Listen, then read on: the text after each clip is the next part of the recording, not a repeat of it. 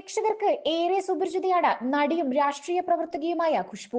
ഇപ്പോഴത്തെ സിനിമയിൽ മാത്രമല്ല സമസ്തയിടങ്ങളിലും സ്ത്രീകൾക്ക് ചൂഷണങ്ങളെ അഭിമുഖീകരിക്കേണ്ടി വരുന്നുവെന്നും ഇത്തരം അവസരങ്ങളിൽ പ്രതികരിക്കേണ്ടത് അത്യാവശ്യമാണെന്നും പറയുകയാണ് താരം. സിനിമാ മേഖലയിൽ മാത്രമല്ല പലയിടങ്ങളിലും സ്ത്രീകൾ ചൂഷണം നേരിടേണ്ടി വരും. ഷെയർ ഓട്ടോയിലോ ലോക്കൽ ട്രെയിനിലോ വിമാനത്തിലോ യാത്ര ചെയ്യുമ്പോഴെല്ലാം ഇത്തരം അവസ്ഥയുണ്ടാകും. എന്നാൽ ആരെങ്കിലും നമ്മളെ ചൂഷണം ചെയ്യുന്നു എന്ന് തോന്നിയാൽ അപ്പോൾ തന്നെ പ്രതികരിക്കണം. അഭിനയത്തിന്റെ ആദ്യ നാളുകളിൽ എനിക്കും ഇത്തരം ചൂഷകരെ നേരിടേണ്ടി വന്നിട്ടുണ്ട്. ഒരിക്കൽ ഒരു നായക നടൻ ആരും കാണാതെ നീ എനിക്കൊരു അവസരം തരുമോ എന്നോട് ചോദിച്ചു. ഉടൻ ചെരുപ്പുയർത്തിക്കൊണ്ട് എന്റെ ചെരുപ്പിന്റെ സൈസ് 41 ഇവിടെ വെച്ച് പരസ്യമായി അടികൊള്ളുന്നോ അതോ മുഴുവൻ യൂണിറ്റിന്റെയും മുൻപിൽ വെച്ച് അടികൊള്ളുന്നോ എന്ന് ഞാൻ മറുപടി പറഞ്ഞു. ഒരു പുതുമുഖം എന്ന നിലയിൽ എന്റെ കരിയറിന് എന്ത് സംഭവിക്കുമെന്ന് ഞാൻ ആലോചിച്ചില്ല. ഞാൻ പ്രതികരിച്ചു. എന്തിനേക്കാളും എന്റെ ബഹുമാനം എനിക്ക് പ്രധാനമാണെന്ന് അറിയാമായിരുന്നു. നിങ്ങൾ സ്വയം ബഹുമാനിക്കേണ്ടതുണ്ട്. അപ്പോൾ മാത്രമേ മറ്റൊരാൾ നിങ്ങളെ ബഹുമാനിക്കുകയുള്ളൂ.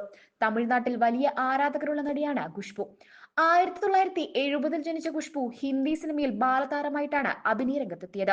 ഒട്ടേറെ സിനിമകളിൽ ബാലതാരമായി അവർ പിന്നീട് തമിഴ് സിനിമയിലേക്ക് കടന്നു വന്നതോടെ എല്ലാം മാറിമറിഞ്ഞു. മലയാളം, കന്നഡ, തെലുങ്കു ചിത്രങ്ങളിലും ഖുഷ്ബു അഭിനയിച്ചിട്ടുണ്ട്. 200-ലേറെ ചിത്രങ്ങളിൽ വേഷമിട്ടു. ഇവരുടെ പേരിൽ തമിഴ്നാട്ടിൽ ക്ഷേത്രം വരെയുണ്ട്. സിനിമാ രംഗത്ത് തിളങ്ങി നിന്നിരുന്ന ഖുഷ്ബു 2010-ലാണ് രാഷ്ട്രീയ രംഗത്തേക്ക് ചുവടുവെച്ചത്.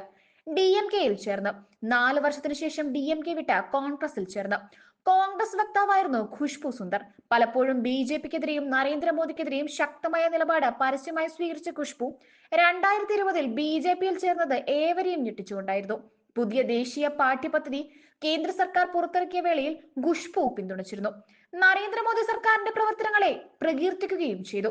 2019-ലെ ലോക്സഭാ തെരഞ്ഞെടുപ്പിൽ ഖുഷ്ബുവിന് കോൺഗ്രസ് സീറ്റ് നൽകാത്തതും കളമാറ്റത്തിന് കാരണമാണ് എന്ന് ആരോപണം ഉയർന്നിരുന്നു.